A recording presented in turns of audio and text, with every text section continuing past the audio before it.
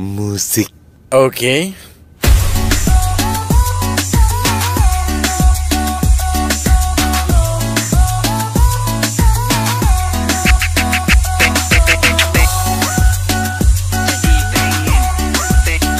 Gak pengen minta yang lain?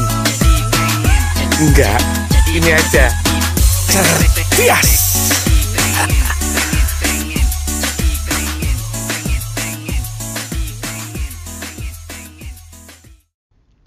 Halo, ketemu lagi dengan gue Lembu Tambun di Jurnal Lembu. Kali ini edisi khusus banget yang diperuntukkan untuk mahasiswa gue yang sebenarnya gue biasa ngajar di kelas, tapi gara-gara ada dampak COVID, akhirnya kita nggak di kelas, nggak ketemu, cuma ada Vicon sekali dan kasihan banget kalau gue nggak coba untuk bahas. Jadi ini disclaimer on dulu. Kalau lo mau dengerin gak apa-apa, tapi ini dikhususkan untuk mahasiswa gue. Dan kali ini yang pertama gue ingin bahas selama kurang lebih 5 menit ke depan tentang konsep otonomi daerah dalam karakter building kewarganegaraan. Ya. Jadi kalau misalnya lo teman-teman buka, ya sorry ini jadi pakai kalimat lu karena udah biasa kalau lagi bikin podcast. Di sini ini dulu ya introduction di otonomi daerah. Kalau kita lihat seringkali di TV gara-gara dampak COVID ini ada gugus percepatan COVID. Kadang-kadang kita lihat ada gubernur Jawa Barat, gubernur Jawa Timur, terus kemudian gubernur bupati mana, gubernur mana lagi, dan mereka berbicara mengenai persiapan COVID segala macam. Dan itu sebenarnya gambaran paling simpel bahwa di Indonesia memang banyak desentralisasi, jadi tidak hanya semuanya dari pemerintah pusat yang ngurus semuanya, siaran TV seluruhnya dari pusat segala macam, tapi ada otonomi di daerah yang mereka mengembangkan ekonominya, mengembangkan kelompok sosialnya, politiknya, dan di sana ada gitu ya. Nah, kalau misalnya lihat kalau di otonomi daerah itu termasuk bagian penting dari Indonesia sebagai bentuk di mana kalau dengan otonomi daerah warga negara tuh bisa berpartisipasi dalam membuat proses kebijakan di pembangunan di tingkat lokal. Lokal itu maksudnya di daerah. Jadi nggak harus apa-apa telepon pusat di Jakarta, telepon pusat di Jakarta, ya.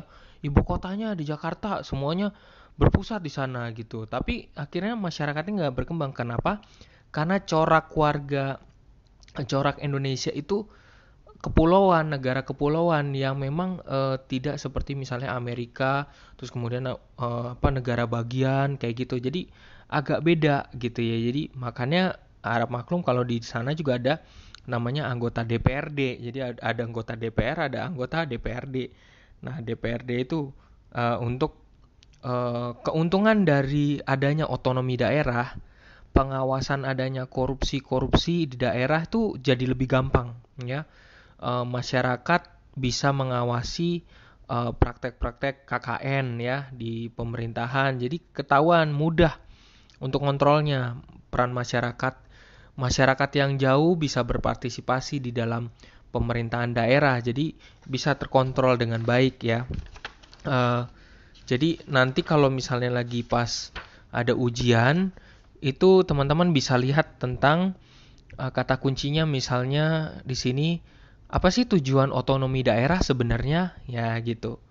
Jadi tujuan otonomi daerah pertama memberikan kekuasaan legislatif baik tingkat provinsi maupun kabupaten. Jadi dari atas turun ke bawah.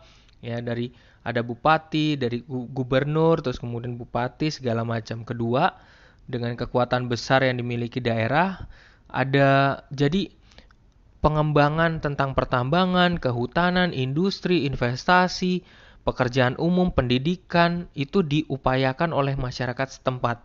Jadi oleh komunitas lokal, ya. Harap maklum, misalnya kalau kita lihat juga misalnya kayak di Jogja, dia bisa berkembang dengan baik ya, kayak terus kemudian di daerah mana yang lain jadi bisa terkontrol dengan baik gitu. Makanya praktek-praktek otonomi daerah itu sangat baik gitu ya.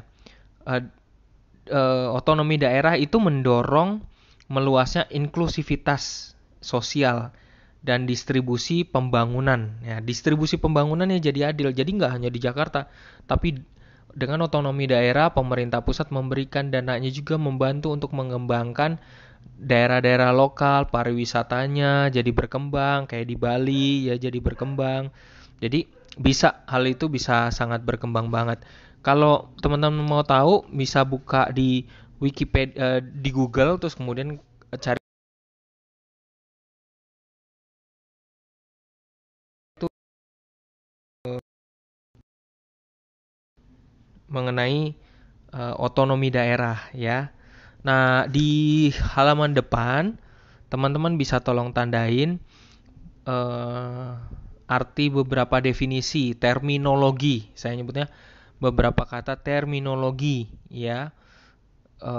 Contohnya desentralisasi administrasi ya. Yang ada beberapa di sini tulis beberapa berdasarkan bentuknya desentralisasi dibagi menjadi desentralisasi administrasi, politik, keuangan, ekonomi. Administrasi berarti redistribusi otoritas tanggung jawab dari pemerintah pusat ke pemerintah daerah. Kalau desentralisasi politik tentang organisasi, partisipasi warga negara untuk memilih para wakil mereka dalam pemerintahan. Desentralisasi keuangan, kewenangan yang diberikan pemerintah daerah untuk mengurus keuangannya sendiri. Benar kan? Ada desentralisasi ekonomi juga diatur bagaimana pengelolaan sumber daya ekonominya di daerah, bagaimana penjualannya, bagaimana semuanya diatur ya. Lalu berdasarkan tingkatnya ada namanya dekonsentrasi, delegasi, devolusi ya. Jadi dekonsentrasi itu transfer tanggung jawab dari pemerintah dari kementerian pemerintah pusat ke departemen level atau lokal. Jadi maksudnya diturunkan ya untuk terkait dengan tanggung jawab dari kementerian pemerintah pusat. Delegasi berarti mengacu pada transfer tanggung jawab pemerintah pusat kepada organisasi semi otonom ya. Di sini memang sayangnya nggak ada contohnya ya. Dan di situ kita bisa lihat manfaat otonomi daerah. Manfaat otonomi daerah yang dituliskan oleh para ahli di situ meningkatkan prinsip dasar pemerintahan yang baik ya, ada keterbukaan politik, ada partisipasi, ada toleransi juga ya. Desentralisasi jadi mendistribusikan fasilitas publik secara lebih adil kayak di Bandung, terus kemudian mendirikan beberapa tempat rekreasi dikembangkan sesuai dengan kontekstualnya ya masyarakat Bandung. Jadi sangat ruang publik dibutuhkan kalau di Bandung ya kan karena saking padatnya. Jadi desentralisasi juga dipercaya meningkatkan kesejahteraan warga masyarakat. Jadi itu menjadi hal yang penting ya.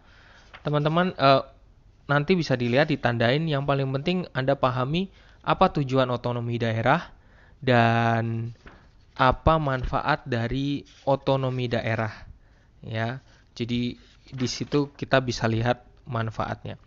Tetapi konteks dalam kehidupan nyata kita, otonomi daerah menjadi bagian yang penting karena kita sebagai negara kepulauan dan itu perlu kita ketahui dengan baik. Semoga bermanfaat. Salam dari gua, salam dari saya, Lembu Tambun.